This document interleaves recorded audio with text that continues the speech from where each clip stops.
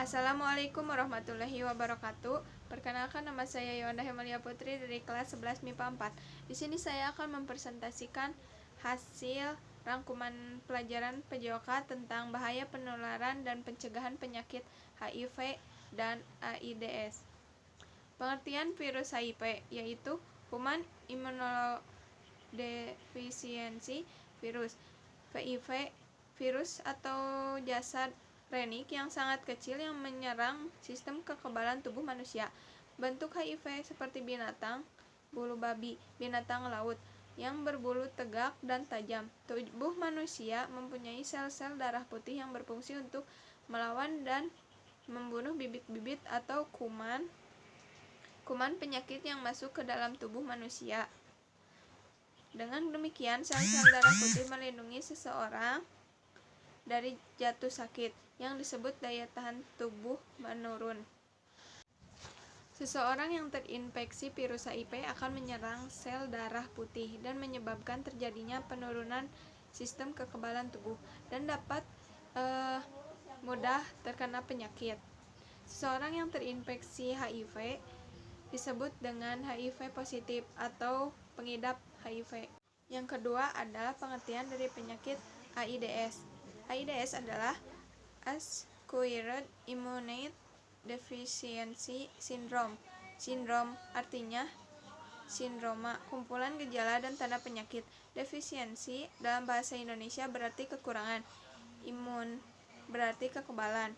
Acquired berarti diperoleh atau didapat. Dalam hal ini diperoleh mempunyai pengertian bahwa AIDS bukan penyakit keturunan, tapi karena terinfeksi virus AIDS. AIDS dapat diartikan sebagai kumpulan tanda dan gejala akibat hilangnya atau menurunnya sistem kekebalan tubuh seseorang, jadi akan mudah terkena penyakit juga. AIDS fase terminal akhir dari infeksi HIV. Bagi pengidap HIV atau AIDS dapat menimbulkan kematian.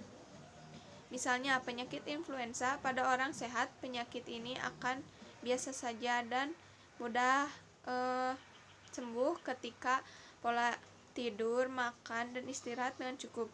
Dan jika pengidap HIV dan penderita AIDS memiliki penyakit influenza akan menetap lebih lama, bahkan akan parah. Seseorang penderita AIDS dapat meninggal oleh penyakit infeksi lain yang menyerang dirinya, yang disebut infeksi oportunistik. Bahaya penyakit HIV atau AIDS: yang pertama, mudah menular dan mematikan. Yang kedua, kematian. Yang ketiga, serangan bagi anak muda. Yang keempat, tidak bermolar, menjadi anak jalanan. Nomor 6, bunuh diri. Yang ketujuh, gila. Ada pula penularan penyakit HIV atau AIDS. HIV lebih lama di luar tubuh hanya bila darah yang mengandung HIV tersebut masih dalam keadaan belum mengering, mudah mati oleh air panas, sabun, dan bahkan pencuci hama, maka HIV tidak menular lewat udara. Cara penularan HIV atau AIDS: yang pertama, ada hubungan seksual dengan orang yang mengidap HIV. Yang kedua, alat jarum suntik yang tersebar oleh HIV. Yang ketiga, ibu hamil yang mengidap HIV kepada bayi yang dikandungnya. 2. Gejala penularan HIV atau AIDS terjadi beberapa hari atau minggu setelah terinfeksi HIV, yang akan terasa di dalam tubuh jika terkena penularan. Yang pertama, akan terasa demam. Yang kedua, rasa lemah dan lesu. Yang ketiga, sendi-sendi terasa nyeri. Yang keempat, batuk. Yang kelima, sakit tenggorokan. Ada juga perjalanan infeksi HIV dalam tubuh. Untuk memahami cara kerja HIV dalam tubuh, kita perlu memahami sistem kekebalan tubuh. Jadi, jika kekebalan tubuh kuat, insya Allah tidak akan tertular, dan jika kekebalan tubuh lemah, akan mudah tertular oleh penyakit. Yang keempat, ada perilaku beresiko tinggi. Yang akan berisiko tinggi dalam penularan HIV atau AIDS ini adalah yang wanita dan laki-laki ganti-ganti pasangan dalam hubungan seksual.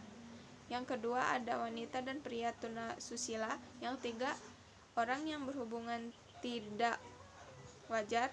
Yang keempat ada penyalahgunaan narkotika dengan suntikan dengan jarum bersama. Jadi jarum bersama dengan bergiliran, tidak boleh itu. Yang kelima ada hal-hal yang tidak menularkan HIV. Yang pertama ada bersenggolan dengan orang yang pengidap HIV atau AIDS, berjabat tangan, bersin atau batuk di depan orang yang terkena HIV atau AIDS, berenang di kolam yang sama, menggunakan WC yang sama, dan gigitan nyamuk. Ada juga pencegahan penyakit HIV. Pencegahan penularan melalui hubungan seksual, yaitu ada tidak melakukan hubungan seksual sebelum menikah, bila sudah menikah, berhubungan seksual dengan suami atau istri sendiri. Ada pula bila salah satu pasangan sudah terinfeksi HIV, maka dalam melakukan hubungan seksual menggunakan kondom secara benar dan konsisten. Mempertebal iman dan takwa agar tidak terjerumus ke dalam hubungan seksual di luar nikah. Ada pula pencegahan penularan melalui darah, yaitu dengan transfusi darah, menggunakan produk darah dan plasma, penggunaan alat suntik, dan alat lain yang dapat melalui kulit. Yang ketiga ada pencegahan penularan dari ibu pada anak. Seorang ibu yang terinfeksi HIV, risiko penularan terhadap janin yang dia kandungnya atau bayinya cukup besar, kemungkinannya sebesar 3-40%. Risiko akan semakin besar bila si ibu telah terkena atau menunjukkan gejala AIDS. Pengobatan penyakit AIDS. Ada beberapa jenis obat yang telah ditemukan yang berfungsi hanya untuk menghambat perkembangan virus tersebut, yaitu ada AZT, azidosimiden, ada DDI, dan ada DDC.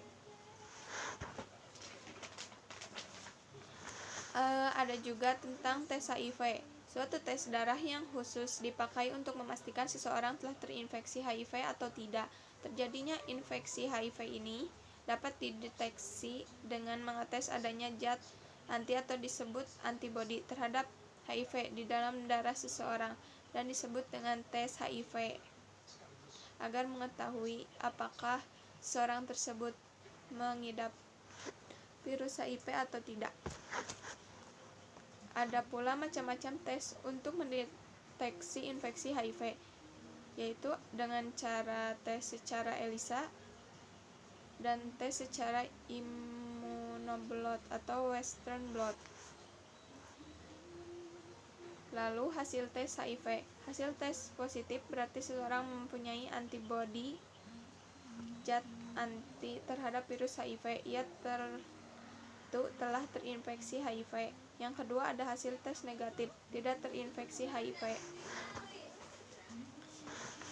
Hasil tes ELISA yang positif harus dipastikan dengan cara Western blot. Bila hasil tes negatif, maka untuk memastikan tes diulangi lagi setelah 3-6 bulan. Penerapan tes HIV. Tes HIV sebaiknya dilakukan pada mereka yang pertama mempunyai perilaku beresiko tinggi, pernah menjalani transfusi darah beberapa tahun yang lalu. Yang ketiga, tidak sembuh-sembuh dari gejala demam, batuk, dan diare yang lama. Yang keempat, mengalami penurunan berat badan dengan yang banyak tanpa sebab yang jelas. Orang yang khawatir sudah tertular HIV. Manfaat tes HIV. Diketahuinya status HIV positif atau negatifnya agar kita mengetahui jika sudah dites akan terlihat hasilnya. Yang kelima ada persyaratan tes HIV. Persyaratan tes HIV beda dari yang lain. Yang pertama yaitu harus dilaksanakan dengan sukarela. Yang kedua, diberikan info yang lengkap dan benar mengenai tes HIV. Harus diberi konseling sebelum dan sesudah tes. Cukup sekian yang dapat saya sampaikan. Mohon maaf bila banyak kekurangan atau salah kata, karena saya masih tahap belajar. Wabillahi taufiq wal hidayah. Wassalamualaikum warahmatullahi wabarakatuh.